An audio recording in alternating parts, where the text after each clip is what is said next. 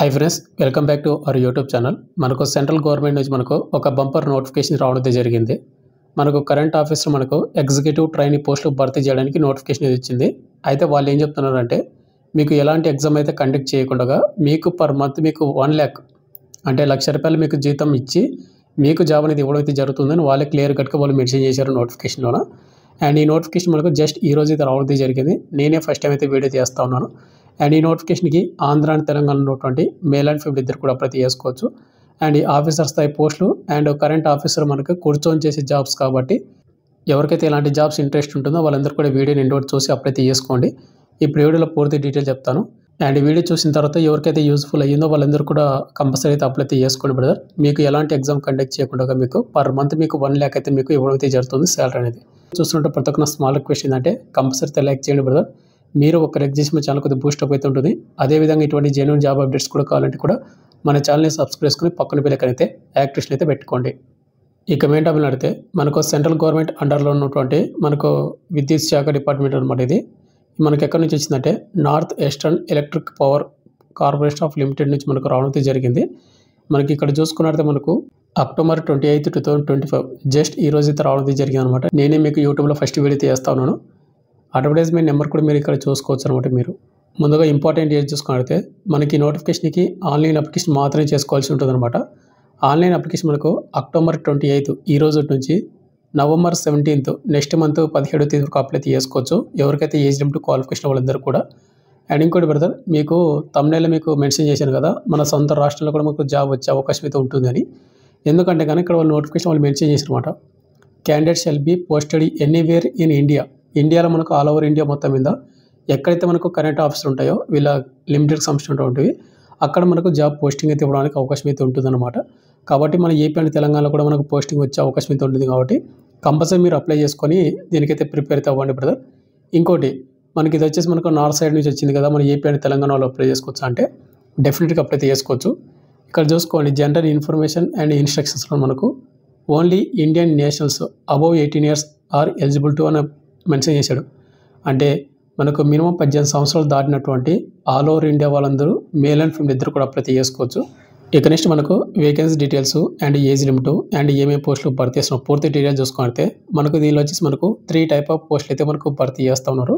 అంటే ఒకటే లెవెలే executive trainee పోస్టులు. బట్ ఏంటంటే మనకు ఎలక్ట్రికల్ అని, మెకానికల్ అని, అంటే సివిల్ అని ఇట్లా మనకు డిఫరెంట్ అయితే ఉన్నాయి. ముందుగా వచ్చేసి ఎగ్జిక్యూటివ్ ట్రైన్ అనమాట. దీనిలో వచ్చేసి ఓవర్గా 18 పోస్టులు భర్తీ చేస్తున్నారు ఎలక్ట్రికల్ అండ్ మెకానికల్కి. Post code HR34. Pay scale చూసుకోండి మీరు 50,000 ఉందన్నమాట మీకు బేసిక్ పేని. మనకు 1,60,000 వరకు మీకు శాలరీ అయితే ఉంటుంది. అంటే 50,000 నుండి 1,60,000 వరకు బేసిక్ పే ఉంటుంది. వేకెన్సీ డీటెయిల్స్ మీకు 18 పోస్టులు ఉన్నాయి కదా. ఎవరు వాళ్ళకు 11, EWS వాళ్ళకు 2, OBC వాళ్ళకు 3, SC వాళ్ళకు 1, ST వాళ్ళకు 1 పోస్టు. ఇక ఏజ్ లిమిట్ చూసుకుంటే July 1, 2025కి మన ఏజ్ అయితే కౌంట్ చేస్తూ ఉన్నారు.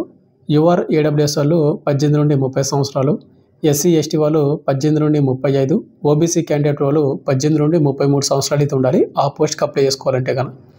ఇక నెక్స్ట్ పోస్ట్ వచ్చి మనకి ఏంటంటే ఎగ్జిక్యూటివ్ ట్రైనీ సివిల్. దీని కూడా సేమ్ శాలరీ అయితే ఉంది. EWSకి అంటే ఓవర్గా 10 పోస్టులు భర్తీ చేస్తున్నారు. EWS వాళ్ళకు 2 పోస్టులు, OBC వాళ్ళకు 5, SC వాళ్ళకు 2, ST వాళ్ళకు 1 పోస్టు. ఇక next age limit July 1, 2025 count చేసుకోండి. EWS వాళ్ళకు వచ్చేసి 30 సంవత్సరాల వరకు, SC ST వాళ్ళకు వచ్చేసి 35, OBC క్యాండిడేట్ వాళ్ళకు 33. అయితే ఇక్కడ మీరు ఏదైతే ఇక్కడ క్యాస్ట్ ఉంది కదా ఆ క్యాస్ట్ వాళ్ళు మాత్రమే దీనికి అప్లై చేసుకోవాలి. ఎవర్ క్యాండిడేట్లు మీరు అప్లై చేసుకోవడానికి నాట్ ఎలిజిబుల్. ఇక నెక్స్ట్ ఎగ్జిక్యూటివ్ ట్రైనీ IT అనమాట. దీనిలో ఓవరాల్గా 2 పోస్టులు మాత్రమే భర్తీ చేస్తున్నారు. SC వాళ్ళకు 1, EWS వాళ్ళకు 1 పోస్టు. EWS వాళ్ళు వచ్చేసి 30 సంవత్సరాలు, SC వాళ్ళు వచ్చేసి 35 వరకు అప్లై చేసుకోవచ్చు. ఇక నెక్స్ట్ మనకు శాలరీ అండ్ అదర్ అలవెన్స్లు చూసుకున్నట్లయితే వాళ్ళు క్లియర్ కట్గా మెన్షన్ చేసినమాట. ఇక్కడ మనకు బేసిక్ పే మీకు 50,000 అయితే ఉంది. 50,000 నుండి 1,60,000 వరకు మనకు బేసిక్ పే ఉంటుంది అనమాట పర్ మంత్. అయితే వీటితో పాటు మనకు DA అని ఇంకా చాలా రకాలైనటువంటి అలవెన్స్లు అయితే మనకు ప్రొవైడ్ చేయడం అయితే జరిగింది. DA అని, HRA అని, ఇంకా హౌస్ రెంట్ అలవెన్స్, ఇంకా చాలా రకాల అలవెన్స్ అన్నీ కలుపుకుంటే కానీ వాళ్ళు క్లియర్ కట్గా మెన్షన్ చేస్తున్నారు. ఏమంటే ఇక్కడ మీరు చూసుకుంటే ద మినిమం మంత్లీ మనకు విల్ బి అరౌండ్ 1 lakh వరకు, ఓన్లీ 1 lakh rupees అప్రాక్సిమేట్లీ మీకు పర్ మంత్ మీకు శాలరీ వచ్చే అవకాశం అయితే ఉంటుందో మెన్షన్ చేస్తూ ఉన్నాడు. అంటే ఇవి ఎగ్జిక్యూటివ్ ట్రైనీ ఆఫీసర్ స్థాయి పోస్టులు కాబట్టి. అదేవిధంగా ఇక్కడ మనకు ప్లేస్మెంట్స్ అని వాళ్ళే మెన్షన్ చేశారు. చూసుకున్నట్లయితే మనకు 1 ఇయర్ ట్రైనింగ్ అయితే కండక్ట్ అయితే చేస్తారు. 1 ఇయర్ ట్రైనింగ్ అయిపోయిన తర్వాత మనకు మోర్ లొకేషన్స్ ఉంటాయి కదా, మనకు పవర్ స్టేషన్స్ కానీ, ప్రాజెక్ట్స్ కానీ, ఆఫీసెస్ కానీ, వాటిలో మనకు జాబ్ అనేది మనకు పోస్టింగ్ అయితే ఇస్తారు. ముందుగా వచ్చేసి మనకు 1 ఇయర్ ట్రైనింగ్ అయితే ఉంటుంది. ఆల్ ఓవర్ ఇండియా మొత్తం మీద మనకు జాబ్ లొకేషన్ ఉంటుంది కాబట్టి మీరు కంపల్సరీ మీరు అప్లై చేసుకోండి. దీనికి ఏపీ అండ్ తెలంగాణ వాళ్ళకి మన ఓన్ స్టేట్లో జాబ్ పోస్టింగ్ అయితే వచ్చే అవకాశం అయితే ఉంటుంది. ఇక నెక్స్ట్ మనకు హౌ టు అప్లై, అదేవిధంగా application fee. How to apply విషయానికి వస్తే కనుక ఇక్కడ మీకు neepco.co.in ఉంది కదా, ఆ వెబ్సైట్లో వెళ్ళి మీరు కెరీర్ అనే ఒక ఆప్షన్ ఉంటుంది, దాన్ని క్లిక్ చేసుకుని మీరైతే అప్లై చేసుకోవాలి.